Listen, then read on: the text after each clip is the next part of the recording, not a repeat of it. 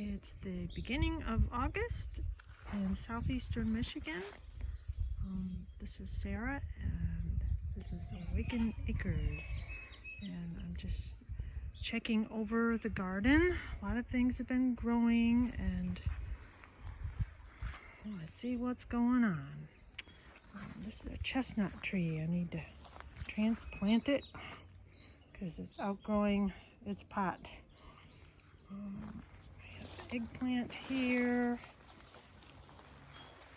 And this is Kohlrabi down here, and I'm going to pick some to eat. And each time I pick something, I try, if I have, to plant something else in its place. I put bean seeds here. I don't know if they'll ripen before frost, but they're a good nitrogen fixer. So it's good to have something planted, not have bare soil, because if you have bare soil, then you're just allowing weeds to grow, if anything, and it dries out the soil. It just makes a more lifeless soil. So kohlrabi, some of the kohlrabis ready to pick. And this is eggplant. This is definitely not ready to pick.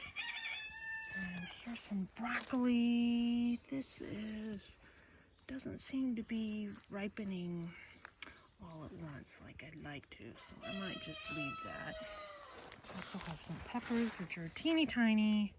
They were planted kind of late, and I didn't take a lot of care planting these. I kind of just plunked them in the ground, so they're kind of looking sad. And I started cutting a path here because the weeds are overgrown. And the grapevine's overgrown too, but that's okay, because I like grapes. Let's see, any grapes in here? There is, but it's hard to see. This is a Niagara grape. It's growing right up a mulberry tree, and I think the mulberry tree is shading the grapes a little too much, so I might have to cut down the mulberry tree this fall, or at least girdle it so it doesn't produce leaves. Red raspberry. I believe these are ever-bearing raspberries. They're not bearing too well right now. They're kind of off. It's a cabbage butterfly. And if I can just get through here. Oh, a lot of goldenrod growing here, getting ready to bloom. And goldenrod is a very important source of nectar for monarch butterflies, especially when they're ready to head to Mexico. They swarm over the goldenrod. So I don't consider it a weed. If it's in the way, I'll chop it down. Otherwise, I leave it. Oh, here's some raspberries. There's a few. All right. I would eat them, but I have a mosquito net over my head to keep the mosquitoes off. It's kind of hard.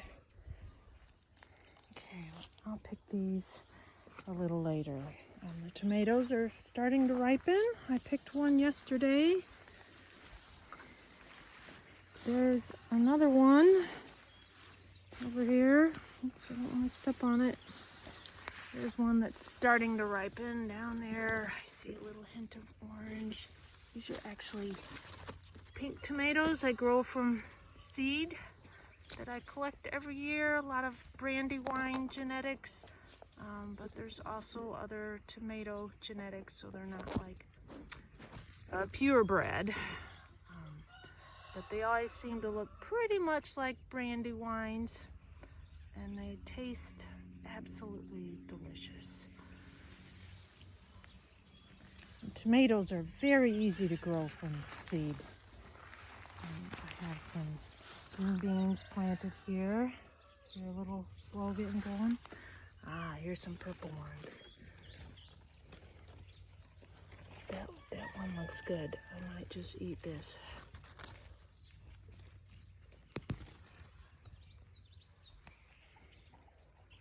Go under my mosquito net. That's good. When they're small, tender like that, you can eat them raw. Same thing. Anywhere a plant's not growing, if I pulled something up, I planted another bean in there. I'm not expecting them to ripen before frost, but they're a good nitrogen fixer, I believe. And here we have potatoes. They are ready to pull up. I pulled some up yesterday. Here's the leaves. And planted some beans in its place. And there's a whole row here that needs to be dug up. And most of the tomatoes are green, but once they start ripening pretty fast. So we'll have more tomatoes than we know what to do with. These are my tomatoes grown from seed. I was given some tomatoes by my father. These are named varieties. I think they're Better Boy and Jet Star, Early Girl perhaps in there. And I think there's also some cherry tomatoes.